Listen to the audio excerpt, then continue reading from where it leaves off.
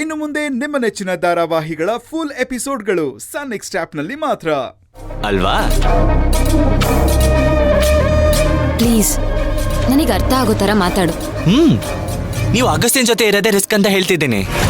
ಅದು ನನ್ನ ಪರ್ಸನಲ್ ಪ್ರತೀಕ್. ನಿಜಾನೇ, ನಿನ್ನೆ ರಾತ್ರಿ ನೀವಿಬ್ರು ಆಚೆ ಹೋಗಿದ್ ಕೇಳಿ ನನಗೆ ತುಂಬಾನೇ ಖುಷಿ ಆಯ್ತು. ನಿಮ್ ಜೊತೆ ಆ ಭಕ್ತಿನೂ ಬಂದಿದ್ಲಂತೆ, ಹೌದಾ? ನಾನು ಆಕ್ಚುಲಿ ಬಂದಿದ್ದು ಭಕ್ತಿ ಹೇಗಿದ್ದಲ್ಲ ಅಂತ ಕೇಳಕ್ಕೆ. What do you mean? ಇದಕ್ಕೆ ಏನು ಉತ್ತರ ಹೇಳಿ? ಛಾಯಾ ಅವರೇ, ನಾನು ಅಗಸ್ತ್ಯ ಮತ್ತೆ ಭಕ್ತಿ ಬಗ್ಗೆ ಸ್ವಲ್ಪ ಜಾಸ್ತಿನೇ ತಿಳ್ಕೊಂಡಿದ್ದೀನಿ. ನೀವು ಇಲ್ಲಿ ಬಂದಾಗ ನೀವು ಅಗಸ್ತ್ಯನ್ ಗರ್ಲ್ ಫ್ರೆಂಡ್ ಅಂತಾನೆ ಇಂಟ್ರೊಡಕ್ಷನ್ ಮಾಡ್ಕೊಂಡ್ರಿ. ಆದ್ರೆ ಅಗಸ್ತ್ಯನ್ಗೆ 9 ವರ್ಷ ಇರುವಾಗ್ಲೇ ಅವನ್ಗೆ ಗರ್ಲ್ ಫ್ರೆಂಡ್ ಇದ್ಲು. ಅವರಿಬ್ರು ಯಾವಾಗ್ಲೂ ಒಟ್ಟಿಗೆ ಇರ್ತಿದ್ರು, ಜೊತೆಗೆ ಆಟ ಆಡ್ತಿದ್ರು. ಒಂದೊಂದ್ಸತಿ ಅಗಸ್ತ್ಯ ಭಕ್ತಿನ ಬಿಟ್ಟು ಮನೆಗೆ ಬರೋದಕ್ಕೆ ಅಳ್ತಿದ್ನಂತೆ. ಹೀಗೆ ಸಾಕಷ್ಟು ವಿಷಯ ನನಗೆ ಗೊತ್ತು. ಇದನ್ನೆಲ್ಲ ಅಜ್ಜಿನೇ ನನಗೆ ಹೇಳ್ತಿದ್ರು. ಬೇಕಿದ್ರೆ ನೀವು ಅಜ್ಜಿ ಹತ್ರ. ಸಾಕು ಪ್ರತೀಕ್, ನೀನ್ ಇಲ್ಲಿ ಯಾಕೆ ಬಂದಿದ್ಯಾ ಅಂತ ನನಗೆ ಅರ್ಥ ಆಯ್ತು.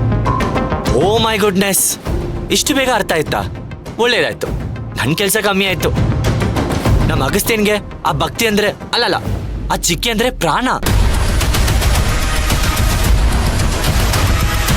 ಆ ಭೂಮಿ ಸುತ್ತ ಚಂದ್ರ ಸುತ್ತಾನಲ್ಲ, ಹಾಗೇನೆ ಅವಳ ಮೇಲೆ ಅವನ್ಗೆ ಎಷ್ಟು ಕೇರ್ ಅಂದ್ರೆ. ಸಾಕು ಪ್ರತೀಕ್, ನೀನ್ ಮಾತ್ ನಿಲ್ಸು.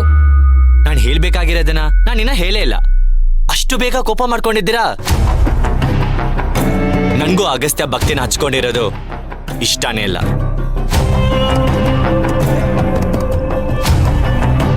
ನೀನ್ ಅನ್ಕೊಂಡ ಹಾಗೆ ಅವರಿಬ್ರು ಮಧ್ಯೆ ಏನೂ ಇಲ್ಲ.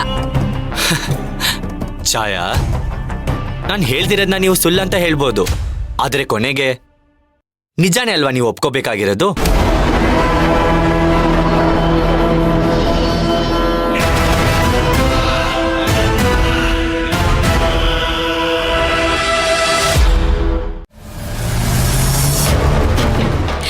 ಅಂತೂ ಸಾಧಿಸ್ಬಿಟ್ಟೆ ಅಲ್ಲ ಮುತ್ತು?